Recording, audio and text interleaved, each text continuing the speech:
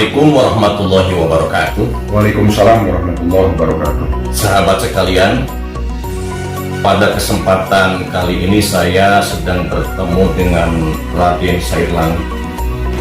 Ini Raden Sair Langit ini orangnya serba bisa ini. Bisa di musik, bisa di politik, ya. Juga seorang dai, ya. Bahkan dalam bidang agama pun keahliannya berbeda-beda, ya. Bukan hanya urusan kontemporer, ya, yang dibahas, tetapi masalah ilmu-ilmu kuno pun suka dibahas juga, ya. Terutama yang viral di saat ini, Raden Sair Langit sedang membangunkan ilmu yang dulu yang bernama Manunggaling Kaula Gusti. Masya Allah, ya. Ya, Manunggaling Kaula Gusti. Ya. Dan yang saya tanyakan dalam sejarah bahwa Manunggaling Kaula Gusti itu sangat kontroversi zaman itu juga, antara Siti Jenar, ya, kemudian Ki Ageng Pengging, Ya. dan Wali Songo itu selalu berdebat. Ya. Kenapa Anda sekarang di zaman sekarang ini sama Wali Songo saja sudah di bagaimana? Sudah didebat. Ya, Tetapi zaman sekarang ini dibangunkan lagi, apa alasan Anda? Ya, insya Allah. Syukron Kang Abu Jam-Jam. Ya. Mohon mungkin biar tidak terlalu lama, kita langsung saja mengerucut apa yang akan kita bahas pada kesempatan kali ini, ya, Ya. Kang Abu. Karena walau bagaimanapun obrolan-obrolan kecil bisa dilakukan nanti di luar kamera. Ya, boleh. Karena di media ada batasan durasi, mungkin saya akan langsung bahas. Mungkin ketika banyak pertanyaan yang diwakili oleh Kang Abu Jam-Jam, karena ini banyak juga orang yang mempertanyakan, yang mungkin entah belum paham atau gagal paham atau apalah, saya tidak tahu. Karena mereka juga tidak salah juga ketika bertanya, karena di beberapa konten saya, apalagi yang dulu, saya sempat membahas tentang membongkar sejarah palsu Syekh Siti Jenar. Bahkan di dalam ketika saya menjelaskan sanad dan silsilah Masyayikh Thariqatul Aulia, saya juga menyatakan dengan jelas, dengan gamblang, bahwa datuk kami ini di Thariqatul Aulia adalah Syekh Abu Yazid Al-Bustami. Dan beliau pun termasuk tokoh kontroversi di zamannya, kan, fi hada zaman. Karena beliau pada waktu itu ditentang dengan konsep ittihad, gitu kan. Dan bahkan kesini-sininya pelanjut-pelanjutnya seperti Syekh Hussein Mansur Al-Halaj, beliau juga dalam konsep hulul, dan mungkin kesini-sininya di kita yaitu Syekh Said Hasan Ali atau Syekh Siti Jenar atau Syekh Lemah Abang atau Syekh Lemah Brit, Syekh Abdul Jalil, beliau menggunakan konsep Manunggaling Kaula Gusti.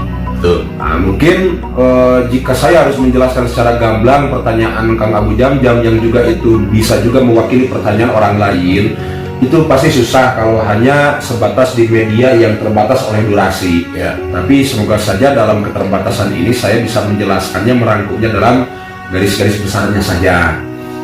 Sebenarnya begini Kang Abu Jam-Jam, untuk permasalahan ada orang yang menganggap kontroversi kepada Syekh Siti Jenar dalam konsep Manunggaling Kaula Gustinya itu sebenarnya bakal kembali lagi ke orangnya dan pemahamannya. Karena ketika waktu saya di konten membongkar Syekh Siti Jenar juga, saya itu kan hanya menjelaskan tentang menangkis lah sejarah Syekh Siti Jenar versi yang tidak saya yakini dan tidak diajarkan oleh guru-guru saya, dan itu saya tidak picik, tidak hanya sebatas referensinya itu dari guru-guru saya, bahkan yang tertulis pun ada datanya, seperti halnya di dalam Babat Syekh Burhanpuri, lalu di Perpustakaan Jawa Tengah katanya nih, kalau yang ini saya belum baca nih, tapi katanya ada kabar juga bahwasanya di Perpustakaan Jawa Tengah tahun 2002 juga dibahas. Seperti halnya kontroversi kematian Syekh Siti Jenar dihukum pancung oleh Wali Songo, itu tidak kami terima. Lalu menganggap juga Syekh Siti Jenar itu mengaku Allah, itu kami tidak terima. Lalu ketika juga ketika Syekh Siti Jenar meninggalkan perkara-perkara syariat seperti halnya tidak sholat, tidak puasa dan lainnya, itu saya tempas, kami tidak menerima. Karena bagi kami itu adalah sejarah palsu yang dibuat-buat oleh orang-orang yang pada waktu itu memang tidak suka terhadap sepak terjang dakwahnya beliau. Adalah adu domba, diperbesarlah zaman selanjutnya di zaman Belanda yang kita kenal dengan politik divide et impera. Dan politik itu sudah ada sebelumnya, cuman beda istilah saja. Dan politik divide et impera itu sampai sekarang masih digunakan, itu yang saya yakini. Ya, gitu, ya. Sedikit ya. Ya, monggo Kang Bu. Itu kan istilahnya bisa dikatakan bahwa itu sejarah. Benar. Tapi ini yang saya tanyakan, arti sederhananya Ya. apa arti manunggaling kaula Gusti menurut Raden? Monggo. Jika saya harus menjelaskan secara sederhana saja ya Kang Abu ya. Manunggaling kaula Gusti, ittihad atau hulul itu mungkin mempunyai makna yang sama. Kalau saya menanggapinya, yang saya jelaskan kepada jamaah dan umumnya kaum muslimin muslimat, saya mengartikan manunggaling kaula Gusti itu, ittihad atau hulul, itu dari dua kacamata. Pertama dari kacamata syariat, yang kedua dari kacamata hakikat. Untuk kacamata syariat, konsep manunggaling kaula Gusti yang diajarkan oleh Syekh Siti Jenar atau Syekh Said Hasan Ali sebagai salah satu datuk kami di para masyayikh Thariqatul Aulia, itu adalah konsep penyamarataan antara kaulo dan juga Gusti. Ini di kacamata syariat, kaulo itu kan orang Jawa maksudnya rakyat jelata, rakyat biasa. Sedangkan Gusti itu adalah para pejabat konglomerat, mau temenggung, adipati, bahkan prabu raja. Dulu ada sebuah kebiasaan, kadang kalau raja lewat, adipati, temenggung atau siapapun itu para pejabat dari atas sampai bawah, itu rakyat sampai sampai kata guru saya sampai rengkum punten dalam sewu Kanjeng Prabu dan seperti itu. Hormatnya luar biasa. Tapi yang ditakutkan oleh Syekh Jenar itu adalah rasa ketakutan yang berlebihan kepada makhluk. Dan itu tidak sepantasnya seperti itu. Menghormat harus kepada pemimpin. Cuman caranya jangan sampai sujud-sujud seperti itu, karena antara kaulo dan Gusti, kaulo itu rakyat jelata dan Gusti di sana maksudnya kepada tokoh-tokoh pejabat konglomerat, itu semuanya sama saja karena di mata Allah yang membedakan itu adalah iman dan takwa. Jadi begini. Ini kan banyak yang punya persepsi bahwa manunggaling kaula Gusti itu jadi kaula itu kan banyak diri kita ya. Gusti itu kan Allah Subhanahu wa taala ya. Jadi persepsi di masyarakat kebanyakan itu jadi bersatunya diri dengan Allah. Jadi yang saya ketahui secara umum ngomongnya seperti itu. Dan tidak mungkin sampai kapanpun manusia itu tidak mungkin bisa bersatu dengan Allah secara lahir. Nah, ini yang dimaksud oleh saya memaknai manunggaling kaula Gusti dari kacamata hakikat. Nah, untuk kacamata syariat mungkin yang tadi sederhananya seperti itu. Sedangkan untuk kacamata hakikat, manunggaling kaula Gusti itu adalah konsep tauhid fana wal baqo. Kita rusak, yang langgeng itu Allah. Dan orang yang sudah mencapai maqam ainul yakin, iman yang puncak paling tinggi menurut para masyayikh kami, bahwasanya orang yang sudah sampai kepada puncak keimanan, dia itu mengakui dirinya pun tidak ada. Nah, emang ini adalah sebuah konsep yang terlalu luhur, yang tidak mungkin disamaratakan ketika kita menyampaikan ke jamaah, ke murid. Bisa begini, bisa begini ya. Bisa dikatakan bahwa manunggaling kaula Gusti itu orang yang sudah ma'rifat atau tidak? Bagi yang menurut apa yang diajarkan oleh guru-guru saya, guru-guru kami, orang yang sudah manunggaling kaula Gusti pasti dia kan sudah mencapai makom ainul yakin tuh. Boro-boro ainul yakin baru ke tingkat iman ayan saja itu orang sudah ma'rifat, gitu kan. Lalu iman hak, lalu iman hakikat, gitu kan. Jadi orang yang memang sudah mencapai makom itu adalah orang yang memang imannya sudah benar-benar puncak di atas apa yang dia lihat Allah. Boro-boro lihat orang, lihat apapun itu Allahnya keingat gitu. Jadi memang saya kalau harus menjelaskan secara gamblang tentang makna manunggaling kaula Gusti dari kacamata hakikat, sedangkan memiliki keterbatasan di media, itu tidak mungkin secara gamblang. Untuk sedulur sedayana atau siapapun yang penasaran, silakan datang langsung ke sini. Akan saya jelaskan di dalam talqin zikir juga. Itu karena itu termasuk konsep di dalam pengajaran zikir khafi di talqin zikir di sini. Cuman ini hanya garis besarnya saja. Manunggaling kaula Gusti dari kacamata hakikat itu adalah melepas keakuan. Jadi bukan mengaku saya ini Allah, boro-boro mengaku saya ini Allah, wong saya juga sudah tidak ada. Jadi apa yang harus diakukan? Itulah yang dinamakan melepas keakuan. Jadi dia itu cuman sagoloyona saja nyumponan syariat. Dan orang yang manunggaling kaula Gusti, orang yang sudah mencapai tingkatan tauhid fana wal baqo, dia itu justru bukan meninggalkan syariat seperti yang difitnahkan kepada Syekh Siti Jenar, meninggalkan syariat. Justru orang yang sudah semakin dekat puncak iman, syariatnya justru lebih luar biasa. Boro-boro yang wajib, sholat sunatnya pun kata Syekh Burhanpuri bahwa saya tidak pernah melihat sholat sunat sebanyaknya Syekh Siti Jenar, guru saya. Tidak pernah melihat puasa sebanyak Syekh Siti Jenar, dan saya tidak pernah melihat bibirnya itu kering karena selalu berzikir Allah, Allah, Allah. Seperti itu kan? Begini. Boleh saya sederhanakan? Monggo Kang Abu ya. Sebab ini menurut pendapat saya, manunggaling kaula Gusti itu terlalu banyak tafsir yang negatif. Ya. Ini dalam versi lain yang saya temukan bahwa agak dijelaskan sedikit manunggaling kaula Gusti itu, yaitu manunggaling rasa lan kersaning Gusti Allah. Jadi kalau manunggaling rasa lan kersaning Gusti Allah, saya kira diterima itu di masyarakat. Iya benar. Itu jadi kan rasa kita bisa manunggal, bisa dekat dengan siapa? Dengan Allah Subhanahu wa taala. Benar. Jadi kalau seperti itu saya setuju. Iya. Bisa diterima oleh orang awam, juga bisa diterima oleh orang yang sudah mencapai makomnya ya. Benar. Jadi apa yang dikatakan oleh Kang Abu Jamjam yang barusan itu sangat benar sekali, dan itu tidak akan menjadi kontroversi karena posisinya itu bisa dikatakan sederhana tapi dalam. Dikatakan sederhana juga enggak, karena emang dalam gitu kan, karena ucapan yang dikatakan oleh Kang Abu Jamjam ini itu adalah orang yang sudah mencapai itu, rasanya sudah menyatu kan, dekat dengan Allah gitu kan. Itu adalah makom ma'rifat juga, orang yang sudah mencapai ma'rifat kepada Allah. Cuman karena saya sering mengatakan ada torikoh am, ada torikoh khos, ada torikoh-torikoh yang terkenal, ada torikoh-torikoh yang tidak terkenal, ada torikoh-torikoh yang mu'tabaroh dan guer mu'tabaroh. Bukan berarti torikoh kami ini tidak mu'tabaroh, karena ukuran mu'tabaroh itu menurut kacamata secara gamblang itu adalah tidak keluar dari Al-Quran, hadis, ijma, dan juga kias, tidak sesat lah. Tapi banyak orang yang memaknai bahwa yang mu'tabar itu yang sudah dicatat oleh Jatman itu kan tidak bisa picik seperti itu juga, karena posisinya bisa saja kan ada toriko-toriko yang belum tabayun dengan Jatman sendiri sebagai sebuah wadah badan yang menaungi toriko-toriko yang ada di Indonesia. Kenapa saya mengatakan sedikit menyimpang ke hal itu?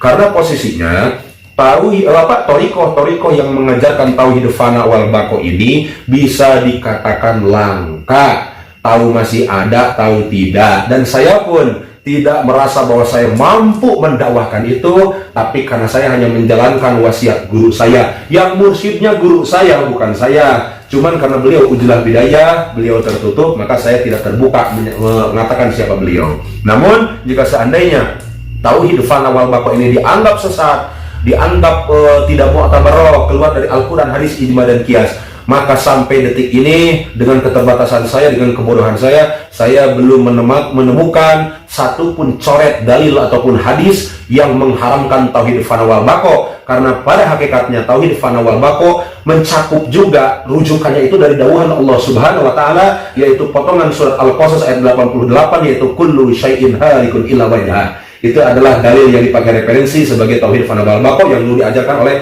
datuk kami Syekh Abi Yazid Al-Bustami, seorang mistikus ke dalam Tuhan.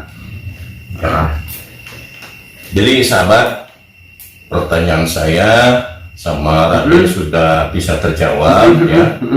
Walaupun memang ini banyak kontroversi dengan masyarakat ya. Gitu. Dengan saya sendiri juga ada pertentangan, ada pertentangan. Itu sudah sunatullah ya kan? Sunatullah ini suatu kebiasaan. Iya benar. Dan berbicara masalah mu'tabaroh dan bukan mu'tabaroh, itu juga ada perbedaan dengan saya.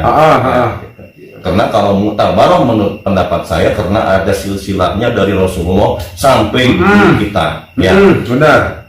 Jadi itu pun sama, itu pun torikoh, torikoh. Baik mu'tabaroh ataupun gue mu'tabaroh, itu pun. Ya benar sekali Kang Abu Jamjam, bahwasannya makna dari mu'tabaroh itu adalah sadar silsilahnya harus sampai ke Rasul, zikirnya yang harus diajarkan oleh Rasul, gitu kan. Namun tadi saya menyederhanakan bahwasanya mu'tabaroh itu juga tidak keluar dari Al-Quran, hadis, ijma, dan kias, intinya tidak sesat dan menyesatkan. Dan begitupun dengan kami memiliki standar silsilah masyai yang menurut saya jelas dan tersambung kepada Rasul melalui Sayyidina Ali karramallahu wajhah, dan satu jalurnya juga dari Sayyidina Utsman bin Affan radhiyallahu anhu, gitu kan. Seperti itu, dan mungkin saya tidak akan jelaskan di sini standar silsilahnya, tapi kalau sempat kapan-kapan saya akan jelaskan lebih merinci karena nanti jadi keluar tema, jadi kelamaan gitu kan. Namun untuk ketika Syekh Abi Yazid Al-Bustami ketika mengajarkan konsep tauhid fana wal baqo, yang harus saya garis bawahi adalah ke masyarakat itu adalah konsep ittihad ataupun konsep hulul ataupun konsep manunggaling kaula Gusti.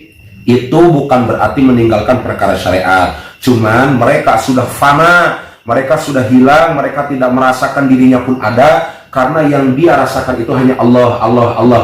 Jadi boro-boro mengakukan dirinya itu Allah atau menyatu dengan Allah, mau mengakukan apa, uang dirinya juga sudah dianggap tidak ada. Jadi konsep menunggali kologusi itu memang tidak bisa disamaratakan, disampaikan kepada halayak umum, karena posisinya itu harus bertahap. Seperti halnya ketika seorang pelajar, ada pelajar SD, SMP sampai kuliah. Kalau seandainya pelajaran kuliah disampaikan kepada anak SD, ya jelas itu akan sesat menyesatkan.